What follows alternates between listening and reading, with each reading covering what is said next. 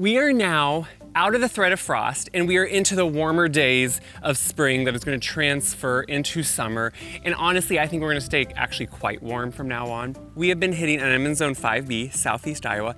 We've been hitting our kind of like stride with 80-degree days where the soil temperature is getting really warm.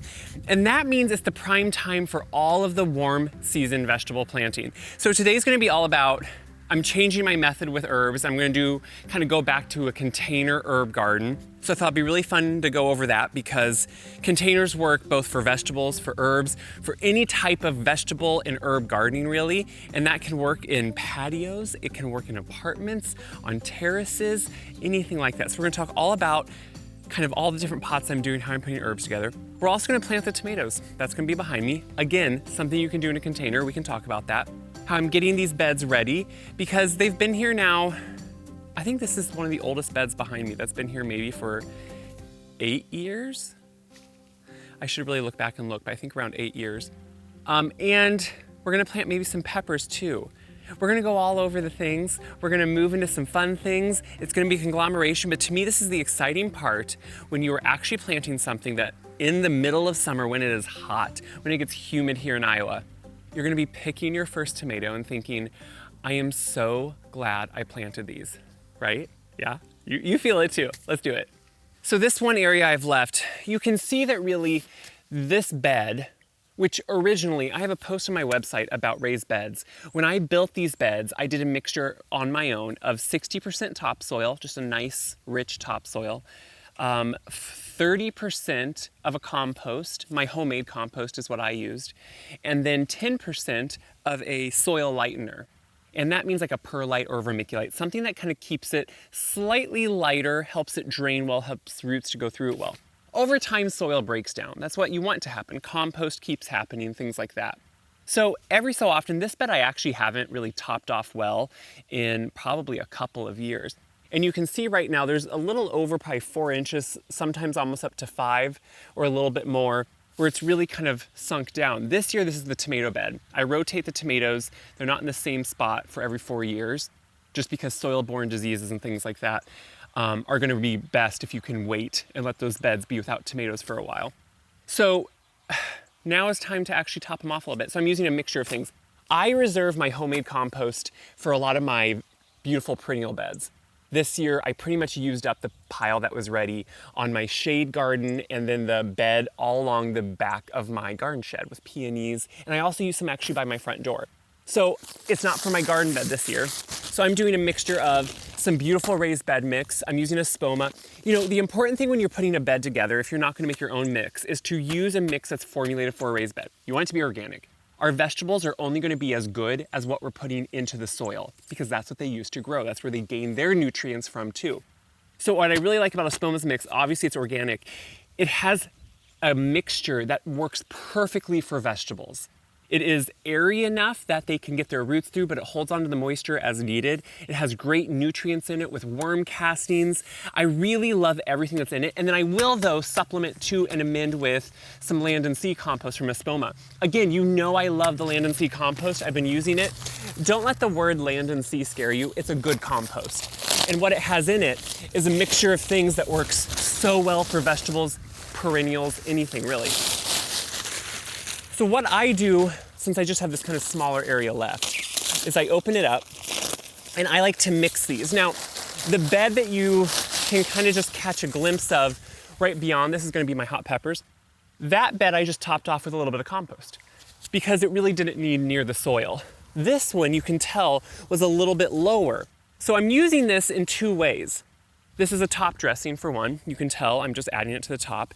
What that is gonna do is when I plant tomatoes, this compost and soil will also act as a slight mulch. So, because I don't want to till the soil. Don't till your soil in a raised bed. That's like raised bed number 101. If you till the soil, you are really breaking up all the microorganisms and beneficial, good things in the soil. You don't want to do that. You also bring up weed seeds. You don't want to do that either. Tilling is what is really going to just always create so many weeds because it brings the seeds up to light and air. Instead, what I'm doing is layering. So I'm layering this on top, and it's gonna act, like I said, as a mulch, along with feeding the soil. So soil-borne diseases in general, when it comes to tomatoes, they live in the soil. And even after 4 years, they can still live there. That's why we get blight, black spot, all those things. If it washes up on the soil from rain, wind, whatever, that's when it can start. So if you can have a layer of something, it could be a mulch, hardwood mulch, it could be leaf mulch, it could be a pine mulch. If you can layer something on top, just to create something in between the two, you're gonna help. Okay, friends, so when I'm going to plant, I love tomato day, by the way. I've been growing these seedlings. So I started growing my own seedlings, I don't know, probably 10 years ago now, that pretty much every year, there's always one. Sun sugar, I usually pick up at a store, and I don't know why I don't grow that one. But it's kind of, there's something more, I don't know, symbiotic, or there's some exciting thing about starting a seed and then planting it in your garden and later on harvesting it that I really get enjoyment, but also I can grow the varieties I want to grow. So in this garden, you know, I garden both at my house and at my mom's, which is just kind of across the road. And at this garden, I plant all my heirloom tomatoes. And so that's mostly the ones I want to eat and enjoy fresh and are beautiful and colored in various sizes and textures. The ones I plant over at mom's are all usually a paste tomato or aroma type that we like to can with. And so, because mom doesn't love to eat fresh tomatoes, a BLT is about the most she does, so we plant like a beefsteak or something. But here's where I experiment with some different types. But pretty much it's always the same when I'm going to plant them. Let me get into my beautiful little array of things here. So I have my one little trowel. Now, the big thing with tomatoes, and I've shown both ways of this. Growing up, we would make a trough. We would make kind of a long trough, and we would lay our tomatoes sideways. That's kind of from like the 70s, I think. And more the idea is, it came from the idea of planting them really deep, which I do now instead of laying them over. If you don't feel like you can dig a deep hole, you can lay them slightly sideways. They're gonna put roots out anywhere they're below ground. So when I go to plant these tomatoes, I make a big deep hole. Now what I'm doing this year, I'm finding a new method for labeling them. I don't like the plastic little tags.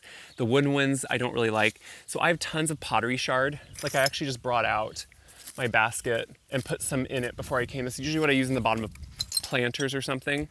What I like about it is, I'm gonna just use a Sharpie and I'm gonna write on the bottom of them and turn it upside down so the weather doesn't get to it, what it is. And then I can just set it here. The wind won't take it away. This is the first time I've ever done it. I honestly, right before filming, this was like, I was thinking, I don't have little ways to label. So here we go. This is gonna be the white tomato. I love this white one. It can be sometimes a little bit of a hit or a miss, as in, it doesn't always do the best. So when I'm getting ready, don't you love that I'm doing it? I don't give up on something. If it doesn't do well one year, I'm like, I'm gonna make it do well. Last year it didn't do well because a bird or something, I think, broke the plant, and then there was just no hope. So I am gonna put some tomato tone from Espoma in the hole. This is, to me, tomatoes really like to have that beginning good nutrients they need to get going. Once they get going, the biggest thing is to have a strong plant that can fend itself off blight or other diseases. So if you can give it the nutrients it needs with a little bit of tomato tone, just about 3 teaspoons in the hole. I even supplement with a little bit of biotone. So you know, anything pretty much I plant. These are both organic. It's really hard to overdo them. That's what I love about it. You know, tomato tone, I even have started giving it to friends as gifts because it works. And when they use it, they're like, this really does work. So I really do like to use it on things. Now what I'm doing is, I'm gonna grab my little tomato here out of my, look at that root structure on this tomato I wanna show you. It's beautiful, right? So what I'm gonna do is I'm gonna plant it all the way up to its first set of true leaves. So that's a good 3+ inches I'm planting. So I wanna make sure, oh yeah, that's beautiful. And I will even take off those 2 little cotyledon, or that's the 2 little first leaves. So I'm planting it really deep in the hole, and I'm just gonna cover it. And you can see here, all that mulch and all that raised bed mix I put on top, it's acting as a mulch, that compost and mulch. My label is just gonna sit here upside down so the weather doesn't get to the Sharpie part, hopefully. Then of course I'll water it. Now, as you're gonna see, I live in an area where we get wind, sometimes extreme wind. So what I will do, and I'll show you here when I'm done, I will sometimes cover these, which I will probably do today too, just to make sure that they don't blow over. It also can help birds, deter them if they ever want to get to them.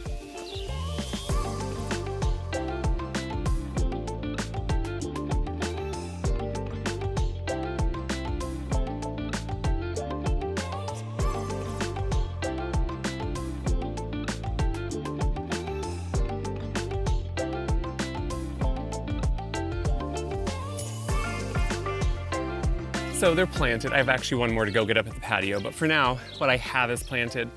And they look small when you put them in. You know, over the years, I've tried starting tomatoes super early in the winter. And I've also bought some of those starts you see that are really have maybe even a few tomatoes on them and they look really big and you think, oh, this is gonna be such an earlier season. More often than not, these catch up to anything else in the same time. So I start these 6 weeks before I plant them outside. They're pretty small when I plant them outside, but that means they get a good start going. So they've been hardening off on my back patio for 2 weeks, getting a little bit more sun every day. They can now take the full sun, otherwise they would burn.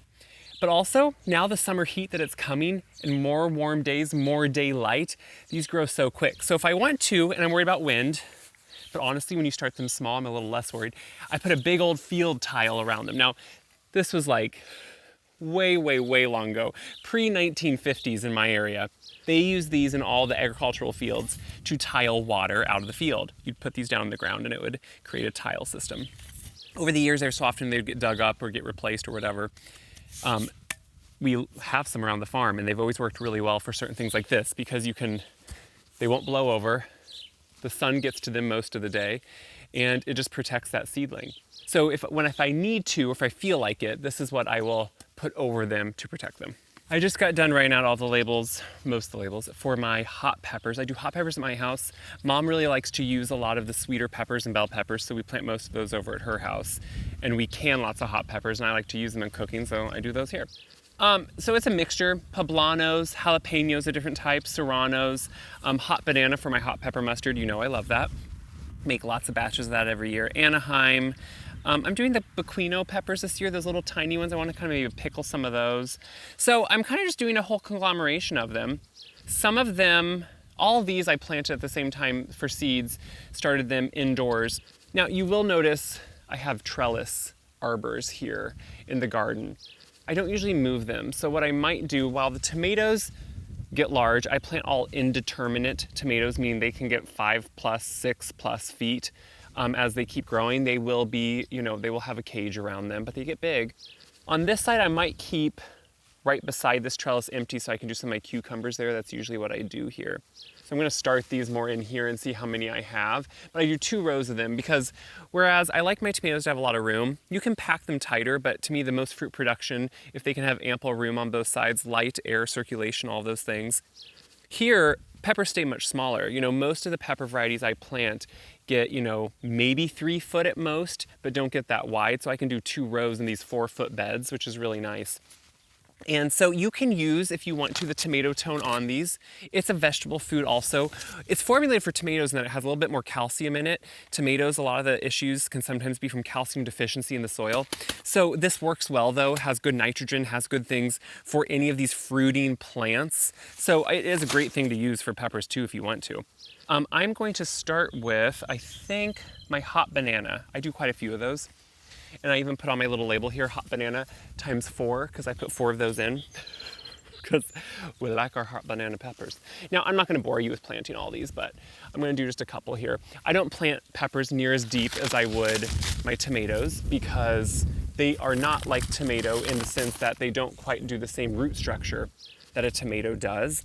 So I don't quite have the fear of, having to get them so deep so they put out huge roots. They're gonna be much more, to me, traditionally planted, where I put them slightly about the same level they're growing in the container from that seedling. Now these are still pretty small because like I said, I only 5 or 6 weeks ago is when I started them, but they're hardened off. And what I like is I like to keep things small because the bigger they get in the house, the more care they take, the more water they take. So they can do most of their growth outside. I'm happy and they're happy.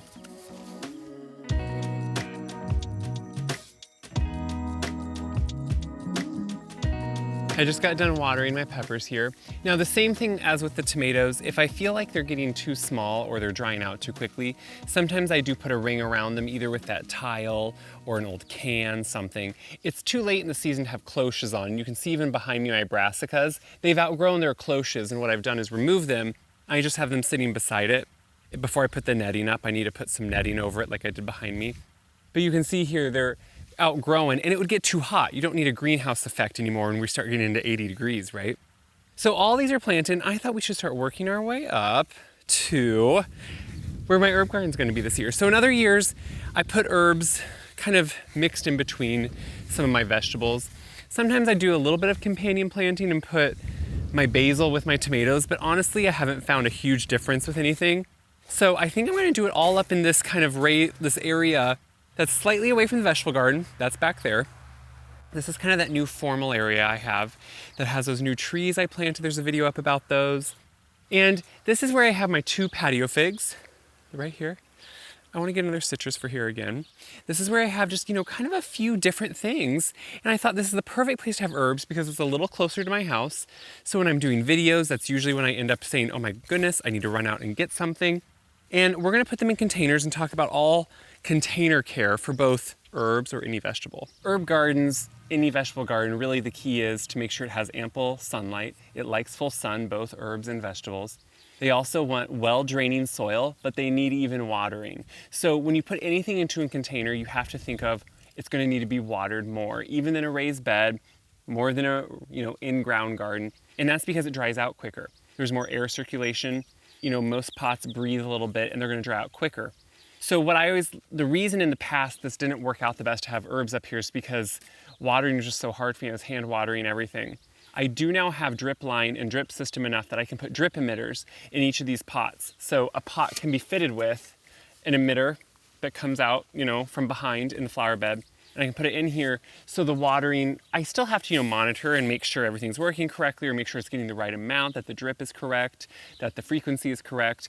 But that allows me to put these out in full sun with sometimes quite a bit of wind where they're going to dry out. So if you put any type of herb, tomato, pepper in a container, the larger the container, the more it will hold on to that moisture. And it will be a little bit more grounded then too. These are heavy terracotta containers. They're not going to blow over, things like that. But you also have to just make sure you realize it's going to need to be watered like any annual or anything in a container would, which means most likely daily when it comes to the summer, unless it's in a little bit of shade, which most of these things want sun. So this has good drainage. I do have trays under all these just to keep from any soil or anything going into the gravel. I will do my normal where I put a pottery shard in the bottom to cover the hole. And then I'm using just all-purpose organic potting soil in these. So you could use a raised bed mix. I find cost-wise, I think potting soil is a little bit more efficient, but also it has just that great mix for a container that drains really well. And that's really what you want. You don't ever want it to get waterlogged. So I'm gonna fill these up because I'm adding a few more containers this year. Now, usually in years past, if I have containers here, like sometimes these big ones, I keep here. If it's like soil from last year, the only thing I'll do to it maybe is add a little bit of fertilizer or sometimes just compost, just to kind of slowly add a little bit more nutrients to it. So when I'm coming to kind of figure out what herbs I want to put together, you can think of it ornamentally and think like what's going to look beautiful together, or you can kind of just make a mix and make single monotone pots of an herb you really want a lot of. There's different things you can think about. So if you want to think of the normal equation, which is something that kind of spills over the edge, something that fills in or gets tall, you could do a mix of where there's thyme. Thyme is always going to be more of something that spills and kind of encases something. You could think of then taller things like dill or all those too. But let me get a few plants together and we'll see what it kind of ends up with. I laid out all my plants and I'll kind of show you here as I'm going along and planting them. I'm thinking of height, I'm thinking of space, root structure, what they really need. So you can see I have larger pot here in the back. I have like medium size and I have smaller size. So I'm trying to think what's going to fit well. I love both for culinary use and just for ornamental, the smoky or the bronze fennel. It's fennel tops. It tastes like fennel. Just eat some. Oh, I love fennel. I love it in chicken salad. I love it fresh on salads. I love to use it like you would a dill in a lot of applications, but it gets really big and its roots can get really big. So this one, obviously, I want to put in this back bigger container. Now, what I'm going to do instead of just each hole putting in some biotone, I'm going to just kind of amend, put some right into the container and just stir it in. That's going to get right to the roots where we need it to. Now, some of these herbs, if you wanted to, a lot of times herbs, if you look closely, they have multiple plants in there. You could split them apart. I don't mind this getting kind of one big clump in the back. And so I'm going to kind of put it right in there. Now, you'll notice all these pots, I'm keeping a few inches down. So I'm not trying to fill them all the way to the top. This one could use a little bit more soil. But I want to keep like 1 or 2 inches at least, probably about 2, just so if it does get water or anything, it never overflows. Sometimes if we overfill pots, that can be a little bit of a detriment. With this, I'm gonna put my sage. Sage can be a perennial here sometimes, it depends. Last year, mine for some reason didn't make it, and so I'm just gonna put it in this container this year. What I like is those two colors look really good together too. I'm slightly thinking, how are these gonna look as they grow? Will they look nice together? All those things. And so I am breaking the roots up. I'm just putting it down into the soil. It's fresh, so it's easy. This is oregano, which will kind of spill over. It gets a little bit of that purple edge to the leaf. Then all these, like I said, I will make sure eventually here to put these drip emitters in, and I will have an emitter in there, and I will watch the watering. Until then, I will make sure to water well.